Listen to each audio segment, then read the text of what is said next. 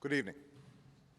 Tonight, I can report to the American people and to the world that the United States has conducted an operation that killed Osama bin Laden, the leader of al-Qaeda, and a terrorist who's responsible for the murder of thousands of innocent men, women, and children.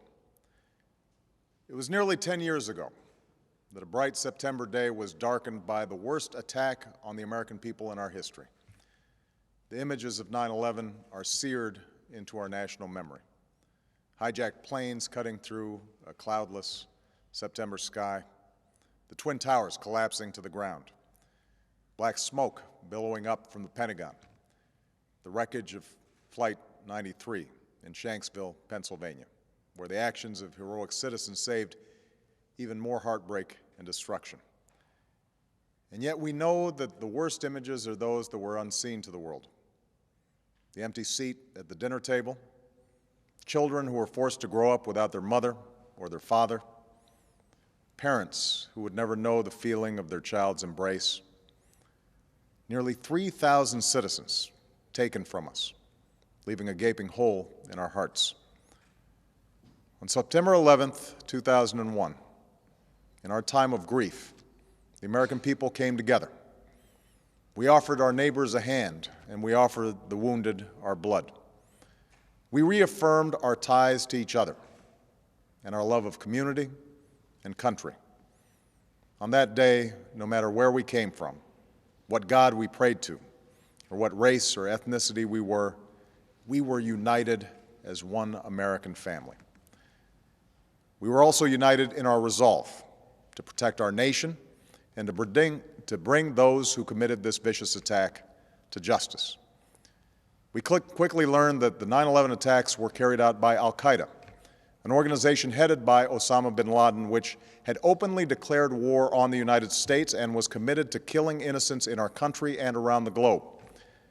And so we went to war against al-Qaeda to protect our citizens, our friends, and our allies.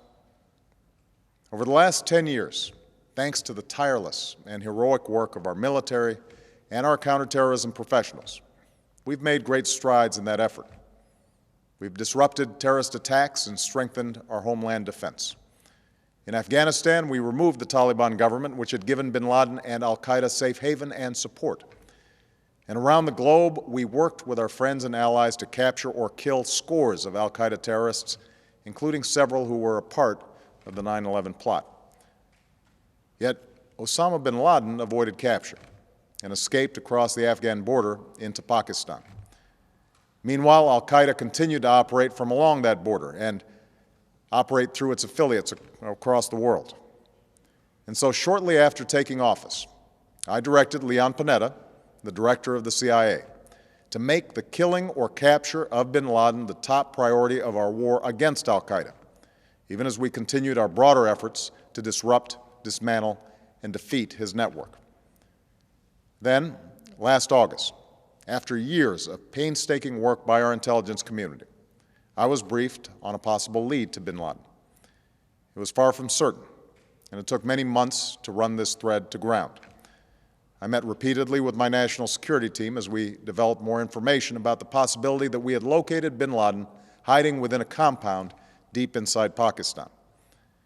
And finally, last week, I determined that we had enough intelligence to take action and authorized an operation to get Osama bin Laden and bring him to justice. Today, at my direction, the United States launched a targeted operation against that compound in Abbottabad, Pakistan. A small team of Americans carried out the operation with extraordinary courage and capability. No Americans were harmed. They took care to avoid civilian casualties. After a firefight, they killed Osama bin Laden and took custody of his body. For over 2 decades, bin Laden has been al-Qaeda's leader and symbol, and has continued to plot attacks against our country and our friends and allies. The death of bin Laden marks the most significant achievement to date in our nation's effort to defeat al-Qaeda. Yet his death does not mark the end of our effort. There's no doubt that al-Qaeda will continue to pursue attacks against us. We must, and we will, remain vigilant at home and abroad. As we do, we must also reaffirm that the United States is not and never will be at war with Islam. I've made clear, just as President Bush did shortly after 9/11, that our war is not against Islam. Bin Laden was not a Muslim leader. He was a mass murderer of Muslims. Indeed, al-Qaeda has slaughtered scores of Muslims in many countries, including our own. So his demise should be welcomed by all who believe in peace and human dignity. Over the years, I've repeatedly made clear that we would take action within Pakistan if we knew where bin Laden was. That is what we've done. But it's important to note that our counterterrorism cooperation with Pakistan helped lead us to bin Laden and the compound where he was hiding. Indeed, bin Laden had declared war against Pakistan as well and ordered attacks against the Pakistani people. Tonight, I called President Zardari, and my team has also spoken with their Pakistani counterparts. They agree that this is a good and historic day for both of our nations.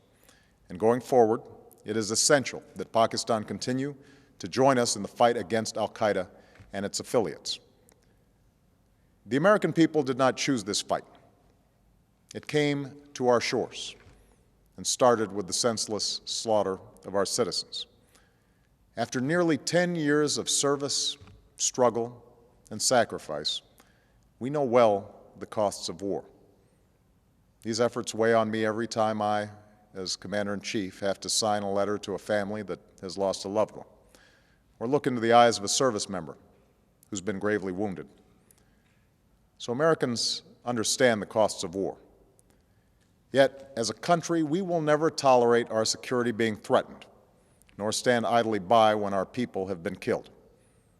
We will be relentless in defense of our citizens and our friends and allies. We will be true to the values that make us who we are.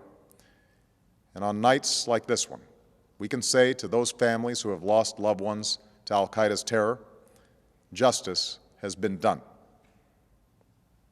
Tonight, we give thanks to the countless intelligence and counterterrorism professionals who've worked tirelessly to achieve this outcome. The American people do not see their work nor know their names, but tonight they feel the satisfaction of their work and the result of their pursuit of justice. We give thanks for the men who carried out this operation, for they exemplify the professionalism, patriotism, and unparalleled courage of those who serve our country. And they are part of a generation that has borne the heaviest share of the burden since that September day. Finally, let me say to the families who lost loved ones on 9/11 that we have never forgotten your loss, nor wavered in our commitment to see that we do whatever it takes to prevent another attack on our shores. And tonight, let us think back to the sense of unity that prevailed on 9/11. I know that it has at times frayed, yet today's achievement is a testament to the greatness of our country and the determination of the American people. The cause of securing our country is not complete, but tonight we are once again reminded that America can do whatever we set our mind to. That is the story of our history. Whether it's the pursuit of prosperity for our people or the struggle for equality for all our citizens, our commitment to stand up for our values abroad, and our sacrifices to make the world a safer place. Let us remember that we can do these things not just because of wealth or power, but because of who we are. One nation, under God, indivisible, with liberty and justice for all. Thank you. May God bless you, and may God bless the United States of America.